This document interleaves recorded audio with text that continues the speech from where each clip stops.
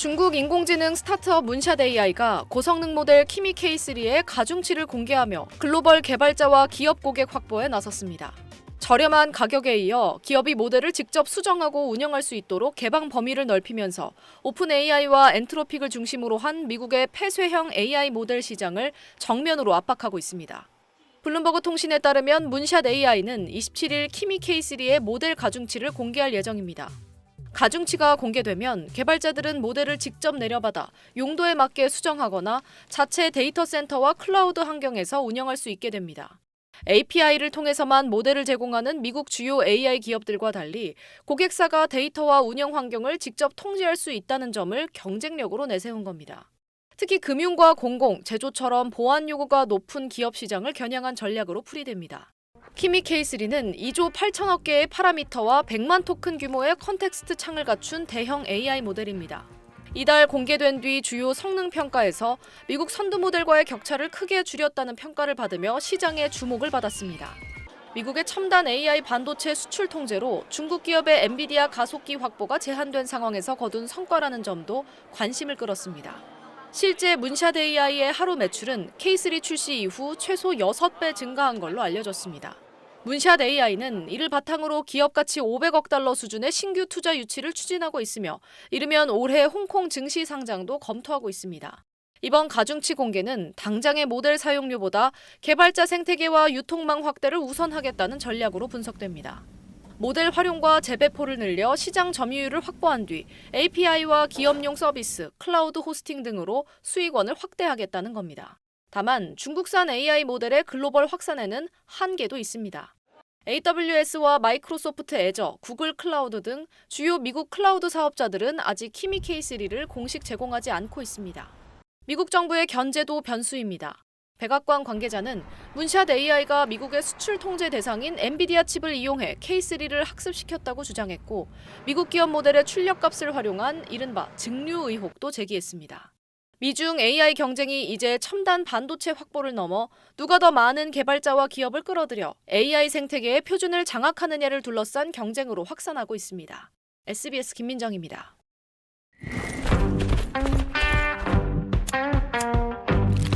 3D 영상을 학습해 자체 코딩 능력으로 가상 세계를 탐험하는 게임을 만들어내고 몰입도를 높인 3D 격투 게임도 만들어냅니다. 지난 17일 중국 스타트업 문샷 AI가 공개한 키미 K3입니다. 문샷 AI 측은 단순 문답형이 아닌 사용자가 설정한 목표 달성을 위해 스스로 학습하고 결과물을 만드는 지능형 에이전트 AI라고 명명했습니다. AI 모델의 성능을 평가하는 척도인 매개 변수, 즉 저장할 수 있는 지식 총량이 2조 8천억 개로 세계 최대 수준이라고 강조했습니다.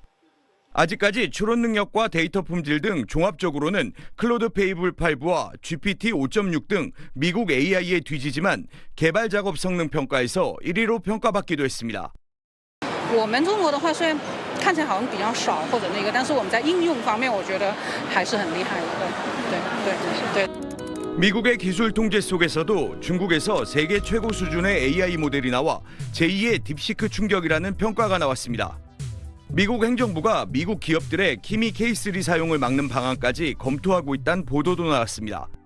하지만 공개 48시간 만인 어제 새벽부터 이용에 제한이 발생했습니다. 오늘 키미 K3의 성능 확인을 위해 들어가 보니 사용자가 너무 많다며 질문에 답변을 못하거나 유료 구독을 하면 이용이 가능하다고 안내해놓고 구독 메뉴로 들어가면 매진이라고 뜨고 더 이상 진행이 안 됩니다. 사용자가 몰리면서 서버 한계로 키미 K3의 신규 구독 접수를 중단한 겁니다. 업체는 단계적으로 구독을 재개할 거라면서도 명확한 시점은 밝히지 않고 있습니다. 베이징에서 SBS 한상호입니다.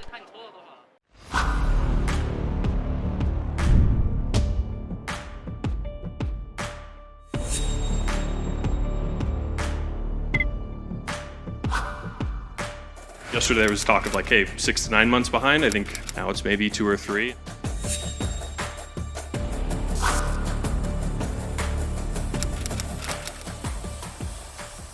지난주 금요일 미국 나스닥과 엔비디아, 인텔 등 주요 반도체주가 무섭게 하락했습니다. 일본과 타이완 기술주도 동반 급락했습니다. 여러 악재가 겹친 하락이었지만 직전 공개된 중국 문샷 AI의 오픈웨이트 모델 키미 K3가 투매에 기름을 부은 요인으로 지목됐습니다. 키미 K3는 2조 8천억 개의 매개 변수와 100만 토큰의 처리 능력을 갖춘 세계 최대 규모의 오픈웨이트 AI 모델입니다. 장시간 이어지는 코딩과 복잡한 업무에 강점을 보이는데 독립평가기관 발스 AI의 종합평가에서 37개 모델 가운데 2위에 올랐습니다. 1위인 엔스로픽 최신 모델과의 격차는 단 0.4점. 문샷 스스로 전반적인 성능은 아직 최상위 모델에 못 미친다고 인정했지만 프론트엔드 코딩 리더보드에서는 미국 최신 모델들을 제치고 1위에 오르기도 했습니다. 특히 가격이 시장에 충격을 줬는데요. 100만 토큰당 입력 3달러, 출력 15달러. 공식 가격 기준으로 GPT 5.6 솔보다 40에서 50%, 엔트로픽 페이블 5보다 약 70% 저렴합니다. 문샷 AI는 이달 말 모델의 가중치도 공개해 충분한 장비를 갖춘 기업과 정부가 자체 서버에 설치하고 용도에 맞게 수정할 수 있도록 할 계획입니다. 미국 기업들이 최상위 모델 개발에 천문학적인 돈을 쏟아붓는 사이 중국은 성능 격차가 크지 않으면서 훨씬 저렴한 대안을 내놓는데 성공한 겁니다. 그동안 미국 반도체주는 AI 개발에 막대한 첨단 반도체가 필요하다는 기대 위에서 상승해왔습니다.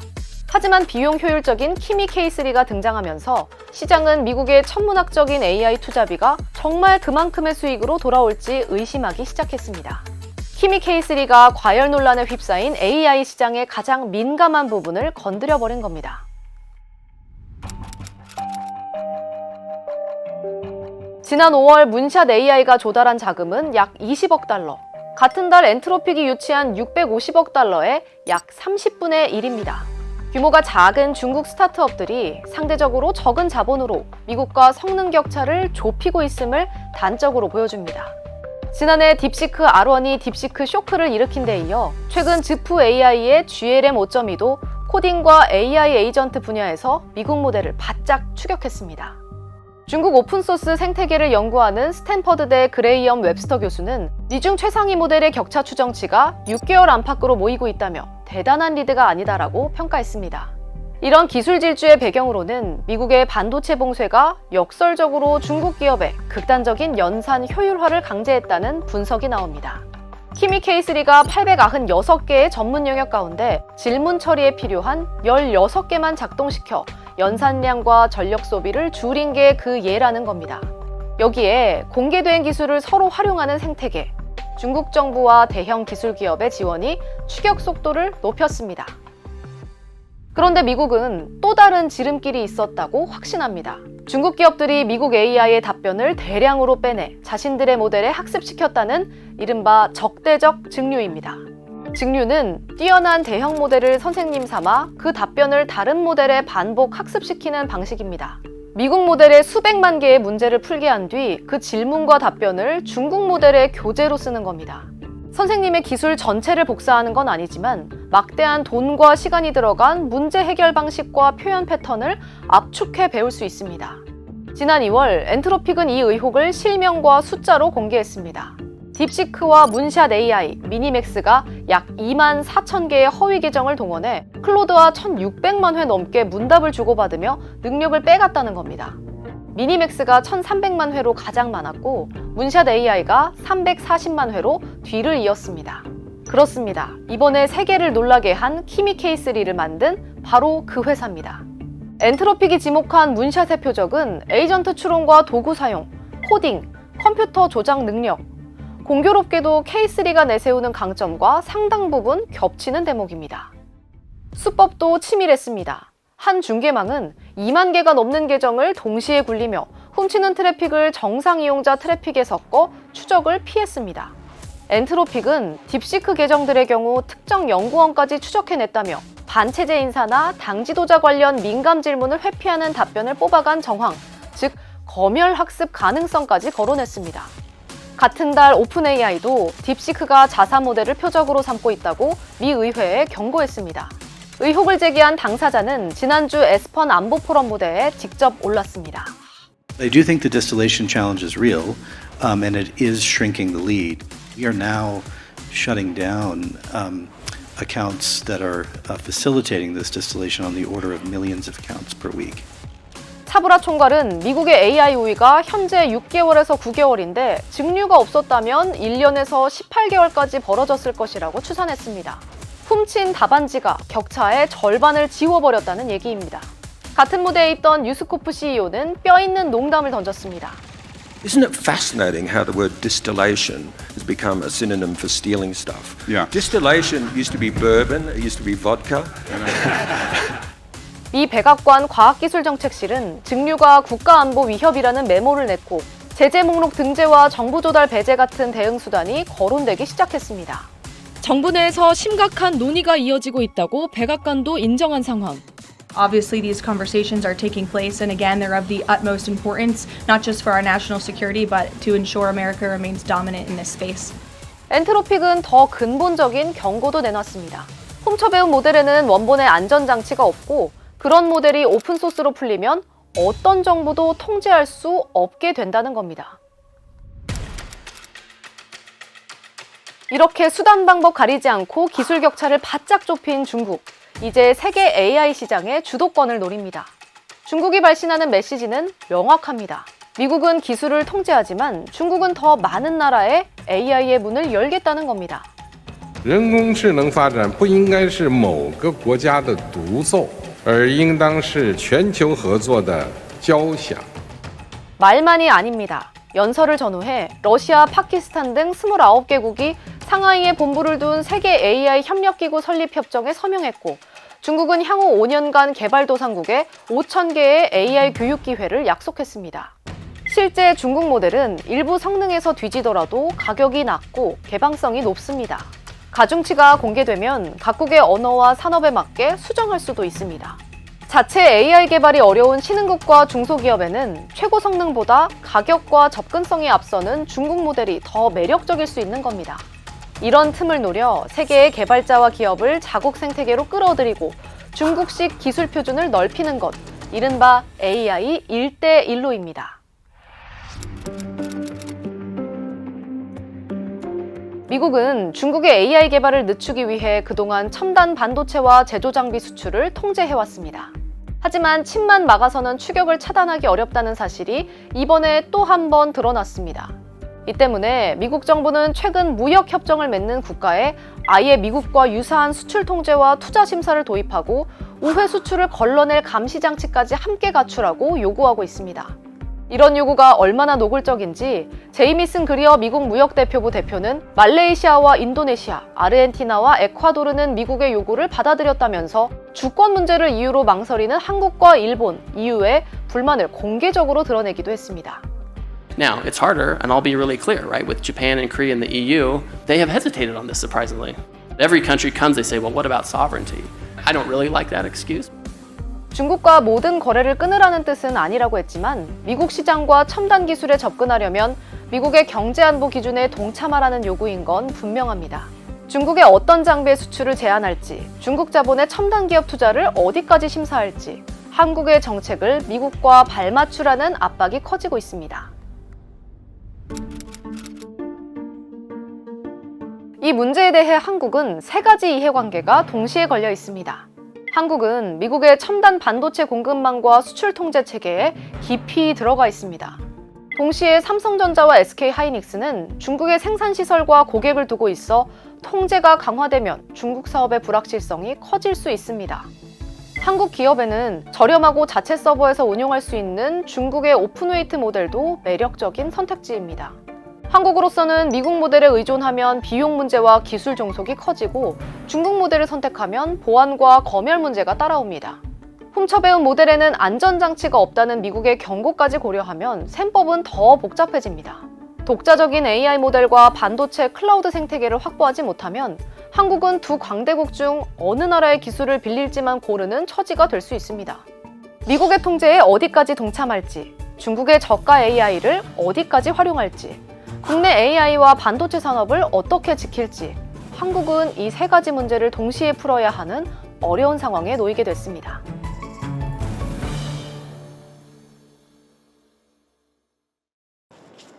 초대형 인공지능 모델 하나로 미국 월가와 실리콘밸리를 동시에 강타한 34살 중국인이 전 세계 AI 업계의 화두로 떠올랐습니다.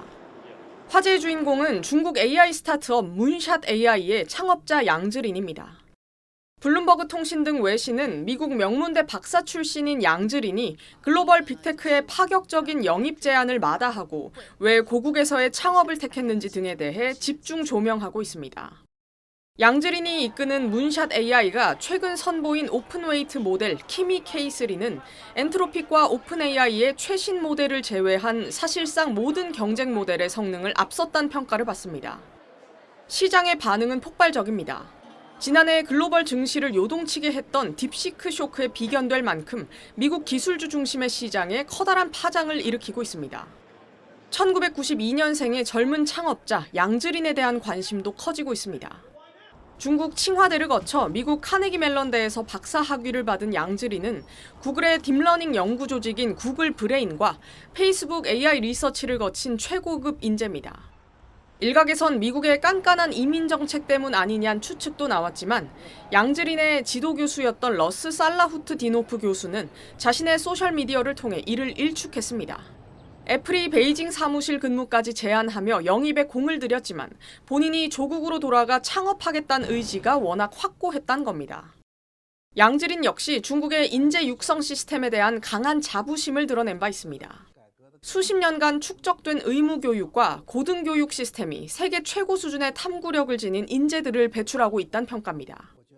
양즈린을 딥시크 창업자 량원펑과 비교하는 분석도 잇따르고 있습니다. 량원펑은 미국 유학 경험이 없는 중국 토종 인재란 점에서 양즈린과 다르지만 두 사람 모두 전면에 나서는 이른바 스타 CEO가 아닌 연구자형 창업자라는 공통점을 지닙니다. 키미 K3의 성공을 발판으로 문샷은 6개월 안에 홍콩 증시 상장을 추진하는 걸로 전해졌습니다. SBS 이현영입니다.